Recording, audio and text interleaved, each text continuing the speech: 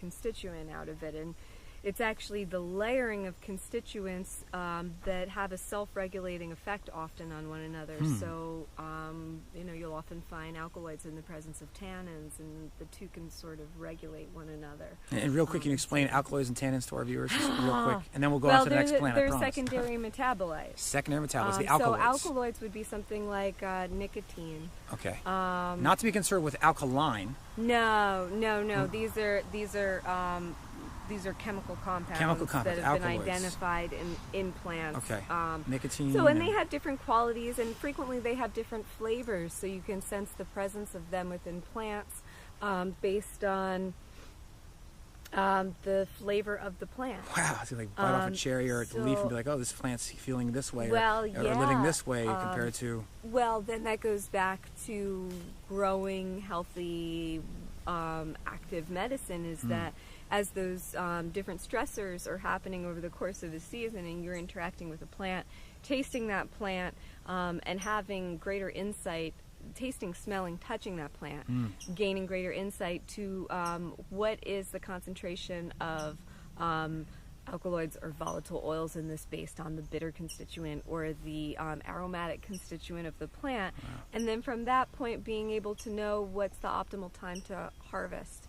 But also, one thing that I did want to mention before we move on from this topic was that in addition to playing that role in producing potent wild medicine, you're also, you know, and it kind of goes back to the idea that we were connecting earlier of, you know, this is your, you know, the stressors in your life are your medicine that transform you into the resilient being that's able to make it through dark times. Love it. That medicine process also creates resilient plants. So when you have an environment that's changing on a year-to-year basis as we navigate the extremities of climate change or the uncertainty of any particular growing season, it becomes very important to have a resilient genetic pool of plants that are able to adapt and cope and respond and thrive within a challenging context.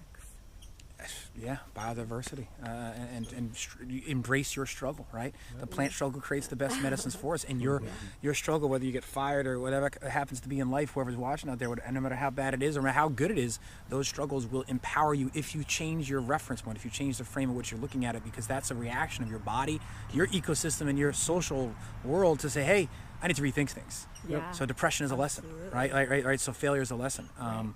I think of Napoleon Hill, Think and Grow Rich. You know, with every failure, there's a seed of equivalent or greater success. So learn from those, just as the plants learn to produce medicines. Cool.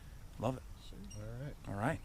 I think that's good, right? Great. Thank you so much for everything. And I'm just going to span around here. I think that, you know, how many acres do we have here? So farm's 10 acres total. We're walking through about 2-acre subplot right now. Okay, 10 acres total. It's a food medicinal forest. And for all those extremely interested viewers, where can they find your information? How can they get some of that magical elixir elderberry that I am leaving with? And tell us to contact him. Yeah, I appreciate it, Alex.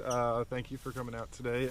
We are at fieldswithoutfences.org, facebook.com/fieldswithoutfences, and Instagram. I think it just is fields_without_fences. There you go. Wonderful. Thank you so much. Thank you, All right. Alex. All right, wonderful. We'll see you next time, folks. Appreciate it. Subscribe to stay alive. Green Revolution. Nice.